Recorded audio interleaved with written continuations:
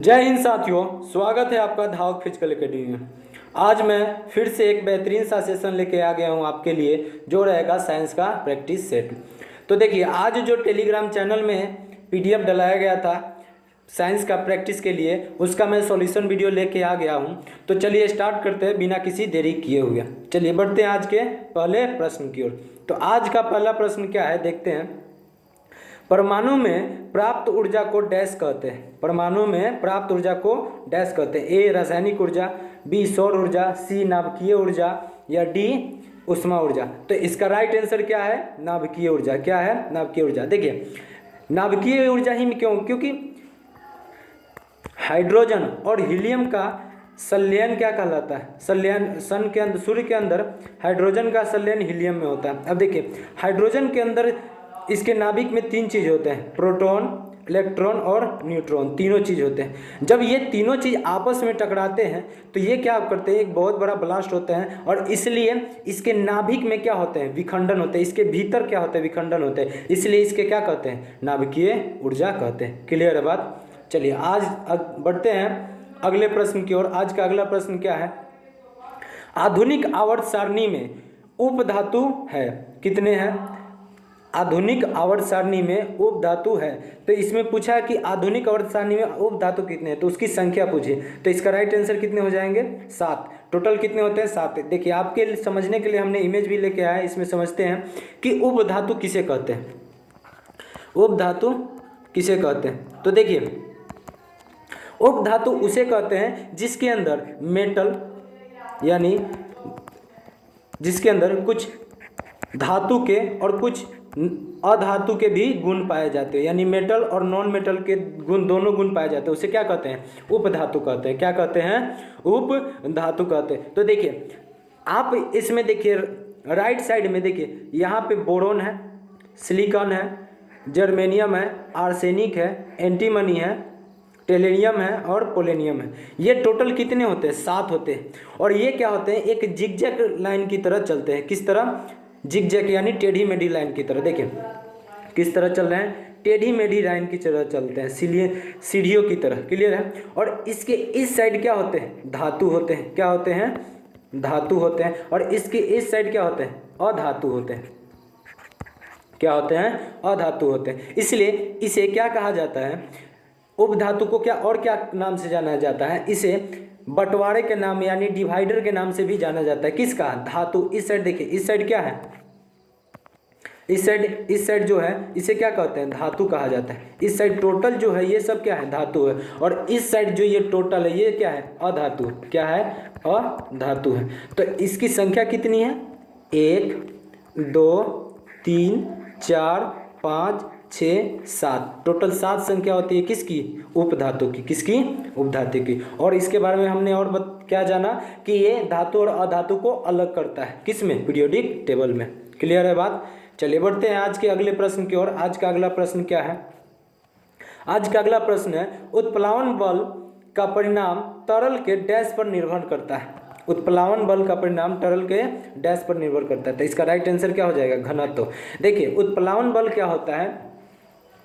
कोई भी लिक्विड है, कोई भी पानी, कोई भी एक तालाब है, मान लो ये क्या है? तालाब है। क्या है? इसके अंदर पानी भरा हुआ है। क्या है? पानी भरा हुआ है। अब देखिए, इसके अंदर हमने कोई बड़ा सा वस्तु डाला, जिस मान लो कोई फोम डाल लिया या कोई भी कपड़ा या कुछ भी डाल दिया।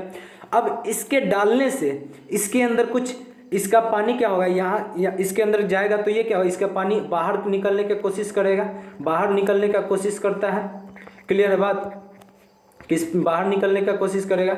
अब ये बाहर निकलेगा तो कुछ ना कुछ फोर्स लगाता है। ये जो फोर्स, ये जो बल लगाता है, उस बल को क्या कहते हैं? उत्प्लावन बल कहते हैं। क्या कहते हैं? उत्प्लावन बल कहते हैं। इसके कारण क्या हो जाता है कि जो भी वस्तु होती है वो क्या करती है? तैरने लगती है। क्या करती है?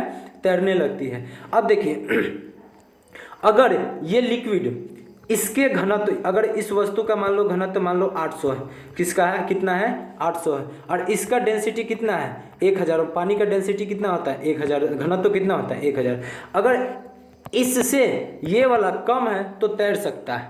क्या कर सकता है? तैर सकता है। यानी स्विम कर सकता है। लेकिन अगर ये दोनों बराबर हो जाए, अगर इसका भी डेंसिटी कितना हो जाए 1000 हो जाए, क्या हो जाए, इसका भी डेंसिटी कितना हो जाए 1000 हो जाए, तो क्या हो जाएंगे, ये वस्तु इसके अंदर डूब जाते हैं। तो किस पे निर्भर करते हैं, घनत्व पे निर्भर करते हैं। किस पे निर्भर करते हैं, घनत्व पे। क्लियर है। चलिए बढ़ते हैं आज के अगले प्रश्न की ओर। आज का अगला प्रश्न है, मैलिक एसिड एक प्राकृतिक स्रोत है। मैलिक एसिड किस में पाया जाता है, कौन से प्राकृतिक में, तो ए में है खट्टे दूध में, बी में सेब में, डी में चींटी में, या ई में इमली में। तो इसका राइट आंसर क्या हो जाएगा, सेब में। सेब में क्या पाया जाता है, मैलिक एसिड पाया जाता है। अब देखिए बहुत सारे एसिड के बारे में आज अब तक आपने जितने भी किए होंगे बहुत सारे क्वेश्चन पूछे जाते हैं, तो इसके लिए हमने एक टेबल ही लेके आ गया है जो क्या कहते हैं, इसके बारे में बताते हैं कि कौन सा किसका अध्ययन पर क्या होता है, किसके होने से कौन सा एसिड होता है। तो देखिए खट्टे दूध में कौन सा एसिड पाया जाता है, लैक्टिक एसिड पाया जाता है। क्या पाया जाता है, लैक्टिक एसिड पाया जाता है। और दूध में, सिंपल दूध में क्या पाया जाता है, लैक्टोज पाया जाता है। क्या पाया जाता है, लैक्टोज। क्लियर है बात। चींटी के डंक में मेथोनोइक एसिड पाया जाता है। क्या पाया जाता है, मेथोनोइक एसिड। इमली में टार्टेरिक, देखिए ये टार्टेरिक एसिड लगभग उस फलों में पाया जाता है जो फल लगभग खट्टे होते हैं। क्या होते हैं, खट्टे होते हैं। और उसके बाद सेब में कौन पाया जाता है, मैलिक एसिड। इसका आंसर तो हमने बता ही दिया। अब देखिए सोडा वाटर में कार्बनिक अम्ल पाया जाता है। कार्बनिक जनरली कार्बन डाइऑक्साइड को कहा जाता है। अब देखिए सोडा वाटर किसे कहते हैं, जैसे आप कोई ड्यू पिए या स्प्राइट पिए कोई भी, तो ये सब क्या होता है, सोडा वाटर होता है, पीने योग्य होते हैं। क्या होते हैं, सोडा वाटर होते हैं।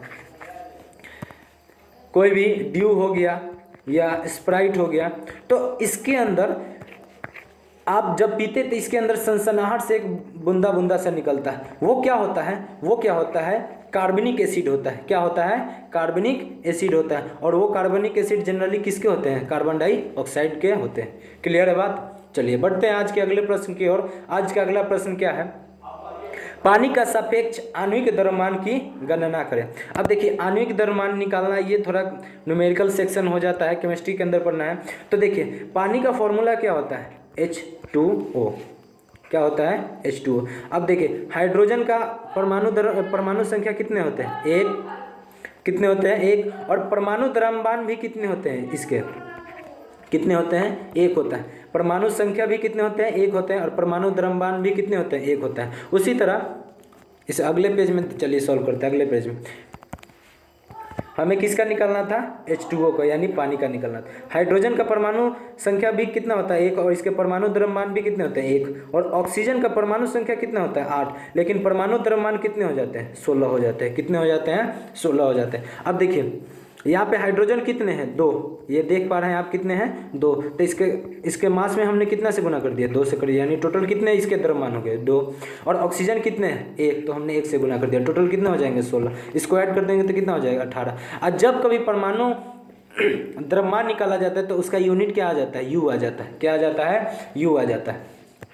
तो इसका राइट आंसर कितना हो जाएगा, 18 U हो जाएगा। क्लियर है। कितना हो जाएगा, 18 U। कितना हो जाएगा, 18 U। क्लियर है, राइट आंसर। चलिए बढ़ते हैं आज के अगला प्रश्न की ओर। आज का अगला प्रश्न क्या है, किसी वस्तु पर लगाया गया बल 200 न्यूटन है, इसका द्रव्यमान 100 kg है, तो वस्तु का त्वरण क्या होगा। क्या होगा, त्वरण क्या होगा। आप देखिए अभी अनदर एक न्यूमेरिकल क्वेश्चन आ गया। अब देखिए आप जानते क्या है, बल बराबर क्या होता है, फोर्स बराबर क्या होता है, मास इंटू एक्सीलरेशन। यानी बल बराबर क्या होता है, द्रव्यमान गुने त्वरण। द्रव्यमान गुने त्वरण होता है। क्लियर है।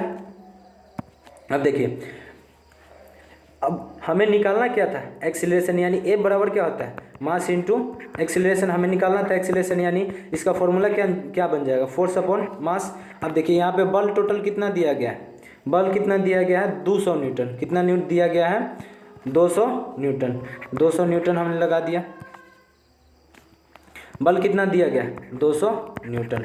और मास कितना दिया गया है, 1000 kg। कितना दिया गया है, इसको काटेंगे तो कितना हो जाएगा, 2।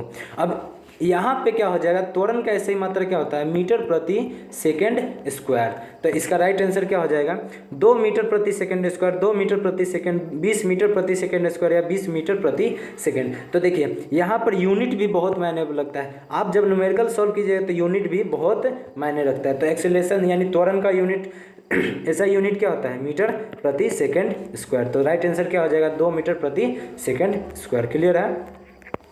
चलिए बढ़ते हैं आज के अगले प्रश्न की ओर। आज का अगला प्रश्न क्या है, एक सोलर सेल किसका बना होता है, सोलर सेल किसका बना होता है।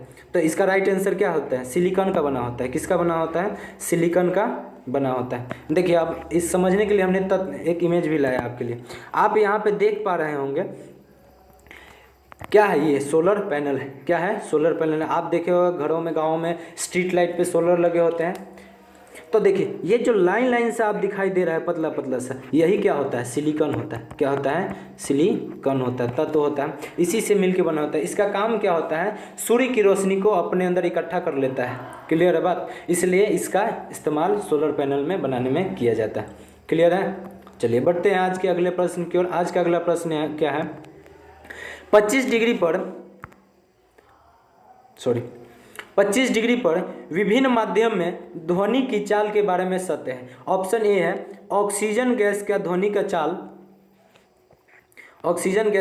चाल 316 मीटर प्रति किलोमीटर प्रति सेकंड। अब देखिए यहाँ पे थोड़ा गलती हो गया, किलोमीटर नहीं है, मीटर प्रति सेकंड में। और जल यानी अशुद्ध जल का ध्वनि के चाल कितना है, 1498 मीटर प्रति सेकंड। तो ये दोनों सत्य हैं। तो ऑप्शन क्या है, ऑप्शन ए नहीं, अकेला ए नहीं है। ऑप्शन बी, अकेला बी भी नहीं है। ए और बी, इसका राइट आंसर क्या हो जाएगा, ऑप्शन ए और बी। देखिए अब बहुत सारे माध्यम में क्या होता है, पूछा जाता है कि किस माध्यम में कितना होता है। तो इसके लिए हमने आपके लिए एक टेबल बना के लाया है, ये आप याद कर लीजिएगा। देखिए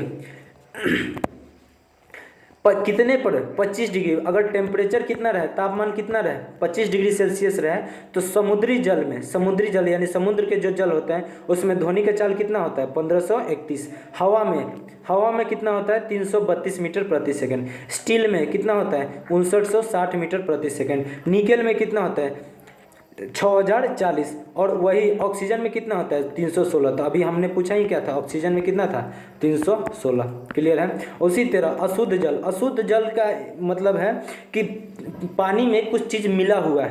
क्लियर बात। तो अशुद्ध जल का कितना होता है, 1498। तो आपका ऑप्शन दोनों सही था। क्लियर है। चलिए बढ़ते हैं आज के अगले प्रश्न की ओर। आज का अगला प्रश्न क्या है, अगला प्रश्न है, विस्थापन के परिवर्तन को दर को क्या कहते हैं। तो देखिए विस्थापन क्या होता है, एक प्रकार का दूरी होता है, यानी दूरी परिवर्तन के दर यानी समय को क्या कहते हैं, दूरी बटा समय किसका फॉर्मूला होता है, तो वेग का फॉर्मूला होता है। क्या होता है, वेग यानी वेलोसिटी का फॉर्मूला होता है। तो दूरी बटा समय किसका होता है, वेग का। क्या होता है, वेग का। और वेग का सही मात्रक क्या हो जाता है, मीटर प्रति सेकंड। दूरी का सही मात्रक मीटर और समय का सेकंड, तो क्या हो जाता है, इसका सही मात्रक मीटर प्रति सेकंड। क्लियर है।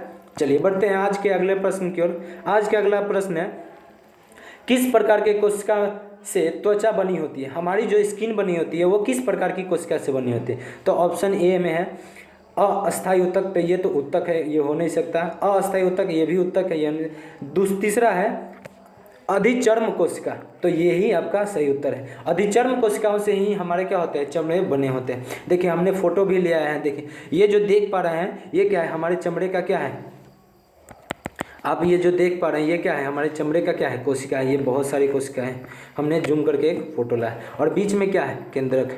ये जो बीच में देख रहे हैं ये क्या है, केंद्रक है। कोशिका केंद्रक क्या होते हैं, बीच में केंद्रक होते हैं।